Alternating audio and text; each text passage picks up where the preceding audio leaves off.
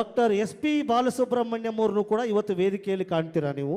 ಯಾವ ರೀತಿ ಸಂಭ್ರಮಿಸಬೇಕು ಅಂತ ಹೇಳಿದ್ರೆ, ಒಂದು ದಿವಸದ ಕಾರ್ಯಕ್ರಮವನ್ನು ಸಂಪೂರ್ಣವಾಗಿ ವಿಷ್ಣುವರ್ಧನ್ ಅವರಿಗೆ ಮೀಸಲಿಡಬೇಕು ಅಂತೇಳಿ ಡಿಸೈಡ್ ಮಾಡಿ ಇವತ್ತಿನ ಕಾರ್ಯಕ್ರಮ ಸಂಪೂರ್ಣವಾಗಿ ವಿಷ್ಣುವರ್ಧನ್ ಅವರಿಗೆ, ಡಾಕ್ಟರ್ ವಿಷ್ಣುವರ್ಧನ್ ಅವರಿಗೆ ಮೀಸಲಾಗಿರಿಸಿದ್ದಾರೆ.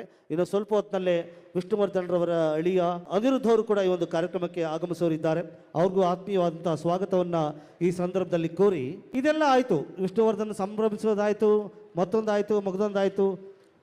ಯಾರು ಹಾಡಬೇಕು ವಿಷ್ಣು ಸರ್ ಸಾಂಗ್ಸ್ನ, ಯಾರ ಕಡೆಯಿಂದ ಇವತ್ತು ಅದ್ಭುತವಾದಂಥ ಕಾರ್ಯಕ್ರಮವನ್ನು ನಾವು ನೀಡಿಸ್ಬೇಕು ಅಂತ ಬಂದಾಗ ಅವರು ಒಳೆದಿದ್ದು ಒಂದೇ ಹೆಸರು, ಅದು ನಮ್ಮ ಕನ್ನಡದ ಹೆಮ್ಮೆ, ನಮ್ಮ ಸಂಗೀತ ಲೋಕದ ಕಿರೀಟ ಅಂದರೆ ಖಂಡಿತವಾಗಲೂ ತಪ್ಪಾಗಲಾರದು.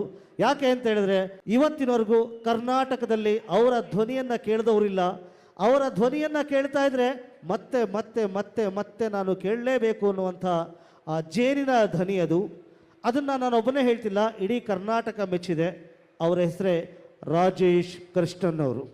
ಇವತ್ತು ನೀವೆಷ್ಟು ಅದೃಷ್ಟಶಾಲಿಗಳು ಅಂತ ಹೇಳಿದ್ರೆ, ಇವತ್ತು ವಿಷ್ಣು ಸರ್ ಅವರ ಗೀತೆಗಳನ್ನು ನೀವೆಲ್ಲರೂ ಕೂಡ ಕೇಳಕ್ಕೆ ಬಂದಿದ್ದೀರಿ, ಖಂಡಿತವಾಗ್ಲೂ ನಿಜ.